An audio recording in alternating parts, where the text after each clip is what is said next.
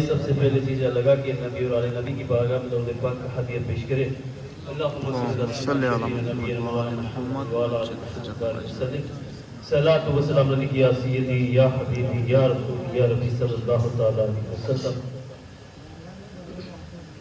اللہ اللہ حضور کی محفل، اللہ اللہ حضور کی محفل، نور کے لوگ، نور کی محفل، اور آسمانوں میں بھی سجائی گئی ہے کتنی عظمت و بادشاہوں کی محفل۔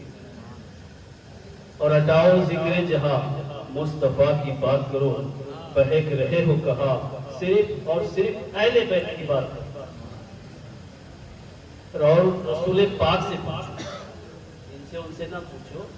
رسول کریم تاجدار مدینہ سرکار ارب اعظم حضور السلام کیا ارشاد فرماتے ہیں اپنے چاچا جان کے بارے میں؟ رسول پاک سے پوچھو ہے کیا ابو طالب، رسول پاک سے پوچھو ہے کیا ابو طالب، علی سے پہلے ہے مشکل کشا ابو طالب، علی سے پہلے ہے مشکل کشا ابو طالب۔ اور ماں سیدہ فاطمہ بنت اسد سلام اللہ علیہ، فاطمہ بنت اسد، فاطمہ بنت اسد، حیدر کی ماں تجھ کو سلام، تو نے ثابت کر دیا کعبہ ابو طالب کا، تو نے ثابت کر دیا کعبہ ابو طالب کا ہے۔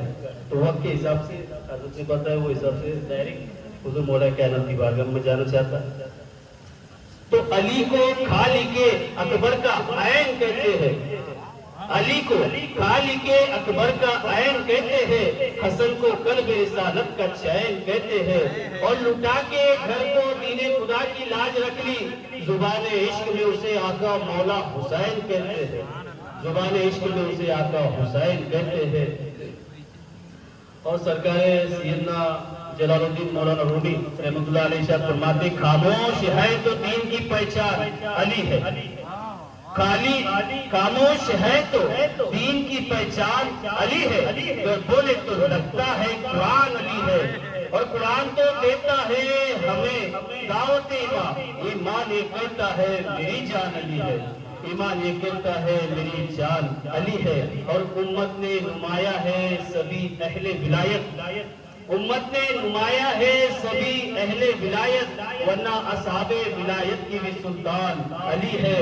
اور یہ امت سرکار، اصل امت سرکار ہم ہیں، سلسلے والے، خانقاہی لوگ، عاشقین اہل بیت نبی اور آل نبی کے چاہنے ماننے والے، اور یہ امت سرکار نہ مٹی ہے نہ مٹے گی، اس آخری امت کے نگہبان علی ہے، علی ہے، علی ہے۔ تو حضور مولا کائنات کی بارگاہ میں ایک پیاری سی منقبت آپ سماعت کریں گے، اور اللہ تبارک و تعالیٰ نے ہدایت دیا تو لیکن پڑے گی۔